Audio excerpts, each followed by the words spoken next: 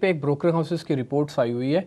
उन्होंने टारगेट को थोड़ा सा बढ़ाया है। एक बार ज़रा लेके आइए स्टील वाली, जिसमें टाटा स्टील के ब्रोकिंग हाउसेस के रिपोर्ट्स के अनुसार टारगेट्स है। तो एक बार ज़रा देख लेते हैं उनमें क्या करना चाहिए। विशाली, एक बार ज़रा दोनों शेयर चेक कर लो, सेल और टाटा स्टील।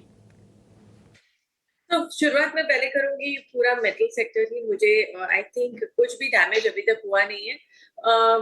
आई थिंक 8900 का एक जो सपोर्ट है वो बना रहना चाहिए।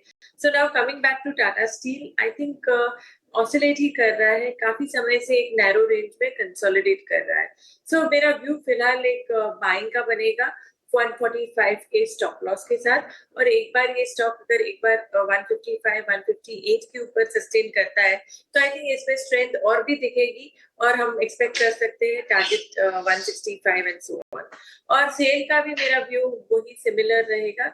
और चार्टिकली इसमें कुछ भी इतना सारा बदलाव आया नहीं है, ये भी ऑसिलेट ही कर रहा है। कंसोलिडेशन, लॉन्ग टर्म कंसोलिडेशन में स्टॉप लॉस रहेगा 123। और एक बार ये स्टॉक अगर अपवर्ड मूव दिखाता है टुवर्ड्स 138 की एक रेंज रेजिस्टेंस, स्ट्रॉन्ग रेजिस्टेंस बनेगा। और यहाँ से ऊपर अगर जाता है तो I think it is back on track 160 के टारगेट के लिए। आपसे जानना चाहेंगे, देखिए चाइना से हालांकि आज एक थोड़ी सी नेगेटिव हम कह सकते हैं, मतलब उनका लोन प्राइम रेट के जो दरें थी उसमें कोई बदलाव नहीं उन्होंने किया है। उम्मीद थी कि कोई शायद बदलाव होगा, कोई रेट कट आएगा।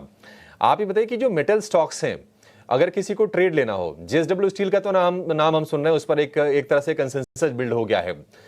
उसके अलावा कोई दूसरा शेयर जहां पर आपको ट्रेड के मौके दिख रहे हो?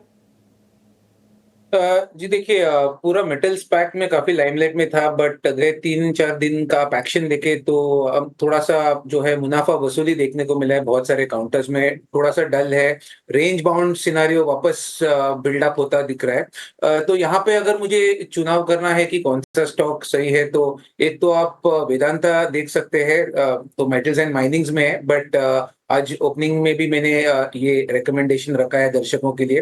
तो ये सबसे बढ़िया, अगर पूरा मेटल पैक में मुझे चुनना है तो फिलहाल वेदांता लग रहा है। और अगर ये छोड़ के आपको दूसरा देखना है तो कहीं ना कहीं टाटा स्टील भी बेस बनाने की खोज में है। थोड़ा प्रियम्पशन कर रहा हूं मैं, क्योंकि अभी तक कोई मोमेंटम बाय वाले सिग्नल नहीं है, तो आपको बाय और होल्ड वाली रणनीति बनानी पड़ेगी टाटा स्टील में।